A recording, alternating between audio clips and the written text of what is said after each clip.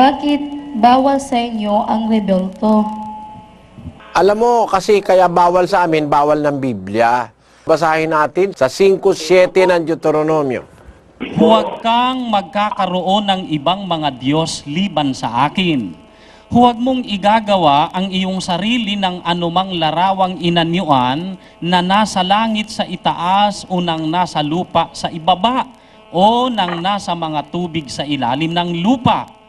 Huwag kang magpapatira pa sa kanila, ni sasamba sa kanila, sapagkat ako na Panginoon mong Diyos ay isang Diyos na mapanibughuin, na naggagawad ng mga parusa dahil sa kasamaan ng kanilang mga magulang, sa mga anak ng mga napupuot sa akin hanggang sa 3 at 4 na salin lahi.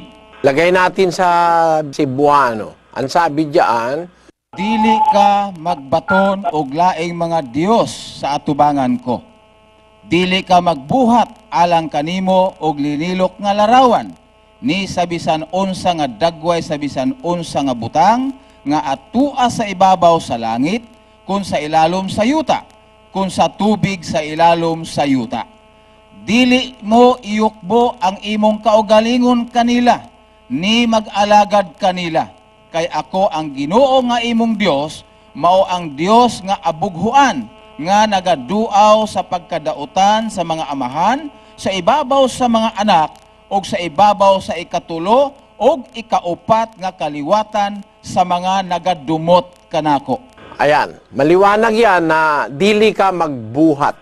Ang sabi doon sa 5:8. Dili ka magbuhat alang kanimo, ug linilok nga larawan, ni sa bisan unsa nga dagway, sa bisan unsa nga butang nga atua sa ibabaw sa langit, kun sa ilalom sa yuta, kun sa tubig sa ilalom sa yuta. Dili ka magbuhat. Magbuhat pa lang bawal na eh. Gumawa pa lang bawal na ng larawang inanyuan. At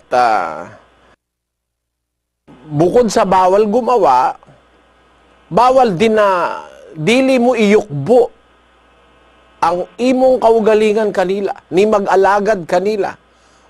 Dili bawal, sabi ng Biblia. Ayaw ka mag-alagad kanila o iyukbo ang imong kaugalingon, bawal ng Diyos.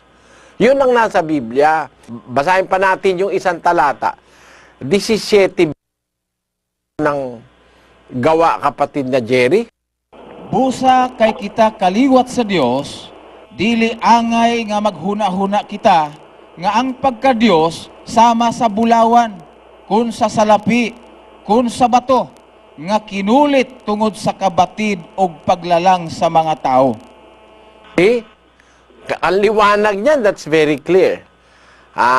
Busa kay kita kaliwat sa Diyos, kung anak ka sa Diyos o kaliwat ka sa Diyos, dili angay nga maghuna-huna kita, nga ang pagka-Diyos sama sa bulawan, kun sa salapi, kun sa bato, kun sa kahoy, nga kinulit tungod sa kabatid ug paglalang sa mga tao. O di bawal yun. Kaya bawal sa amin, dahil bawal ng Biblia. Ang tawag sa Biblia diyan, Diyos Diyos. 115:4-8 ng awit, ganito ang sabi ng Biblia. Ang ilang mga Diyos, mao ang salapi og bulawan, binuhat sa mga kamot sa mga tao. Tamo? Binuhat sa kamot sa mga tao. Do you regard them as God or something holy or something divine? Binuhat sa kamot sa mga tao? Ano sabi ng Biblia dyan? Sa 5, kapatid na Jerry. Sila adunay baba, apan sila dili makasulti.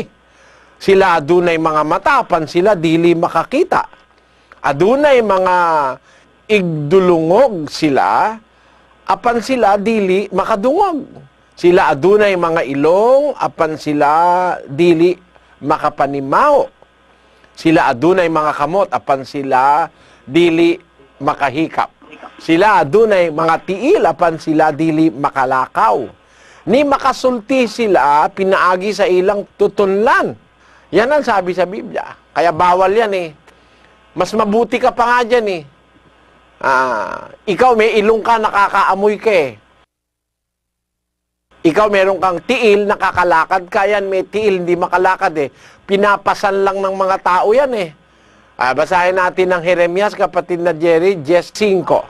Sila sama sa kahoy nga palma, sa buhat nga linalik, og dili musulti. Sila kinahanglan nga pagapas-anon, kay dili man makalakaw. Tinan mo yan, no? Kinahanglan nga pagapasanon kay dili man makalakaw. Makakawawa naman yung Diyos mo. Kung hindi pasanin, hindi makalipat ng lugar. Ganyan na nangyayari. Kaya bawal sa amin yan, dahil bawal ng Biblia yan. Yan ang sagot dyan sa